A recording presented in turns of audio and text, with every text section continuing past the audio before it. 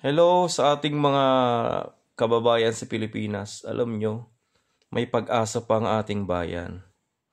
Dahil dito sa dalawang ito si Vico Soto at si Isko Moreno.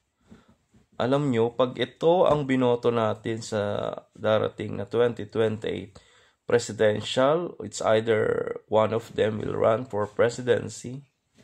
Ang linis ng Pilipinas. Walang corruption, walang issue ng anomalya, magiging maganda at magiging smooth ang Pilipinas. Sila na lang talagang pag-asa.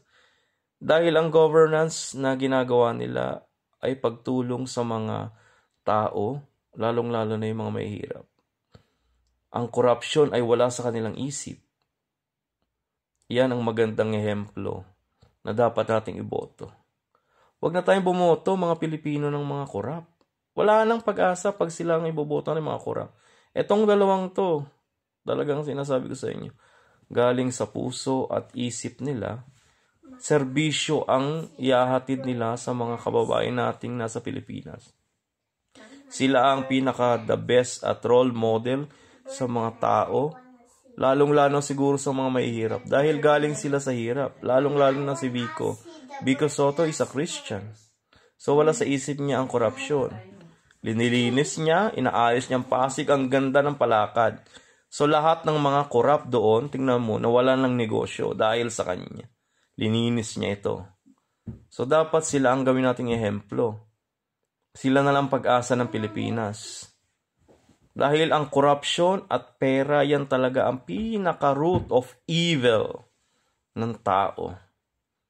Kahit talagang kung sino-sino yung gagawin nila, dahil wala na silang Diyos, nangungurap na lang sila na nangungurap hanggang sa hukay na sila sa ilalim ng lupa.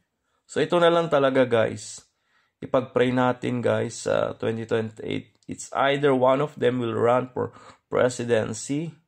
Ang ganda ng Pilipinas. Ang ganda na magiging takbo o kaya magiging ekonomiya ng ating bansa. Ayun ang prediction ko dahil sa based on their work, they are hard worker. Tapos ang kanilang isip ay pagtulong talaga, serbisyo talaga sa mga kababayan natin. So ipagdasal natin. Pagdasal natin sila guys. Malay mo magbagong isip nila, tumakbo sila. At sana mga Pilipino, iboto natin yung malinis ang konsensya, hindi yung masama ang iniisip lagi. Iniisip lagi ay pera. Hindi maganda. Hindi maganda magiging kalalabasan ng ating bansa. Kaya mahalin natin ang Pilipinas. Ipagdasal natin lahat ng ating mga politician na maging mapagmahal sa bansa at isipin ang kalagayan ng ating mga Pilipino. So guys, thank you. Sana maliwanagan kayo mga Pilipino at isipin nyo sa future ng ating mga anak at kahihinat na ng Pilipinas sa darating na halalan. Tama na muna yung corruption. Walang mangyayari. Talagang wala. Babagsak ang ekonomiya natin. Bye-bye!